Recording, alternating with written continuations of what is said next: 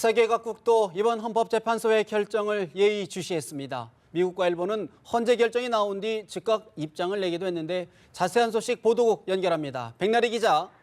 네, 미국 국무부는 헌재의 대통령 파면 결정에 한국민과 민주적 기관이 자국의 미래를 결정한 것으로 우리는 한국민의 결정을 존중한다고 말했습니다. 마크 토너 미국 국무부 대변인 대행은 황교안 대통령 권한대행 국무총리의 남은 임기 동안 계속 협력할 것이라면서 한국민이 차기 대통령으로 누구를 뽑더라도 생산적 관계를 기대한다고 밝혔습니다. 특히 토너 대변인 대행은 미국은 한국의 변함없는 동맹국이자 친구이고 동반자라면서 한미동맹은 계속 지역 안보의 핵심이 될 것이라고 강조했습니다. 이어서 우리는 특히 북한의 위협으로부터 방어하는 것을 포함해서 동맹국의 책임을 계속해서 다하겠다고 말했습니다.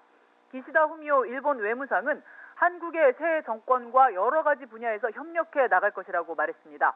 기시다 외무상은 헌재의 파면 결정 직후 취재진과 만난 자리에서 한국과 북한 문제에서 연대하는 것은 필수적이라면서 이같이 밝혔다고 교도통신이 전했습니다.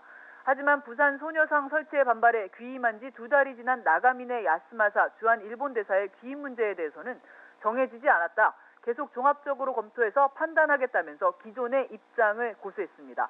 일본 정부는 이번 탄핵 심판이 앞으로도 한일 관계에 적지 않은 영향을 줄 것으로 보고 예의주시해왔습니다.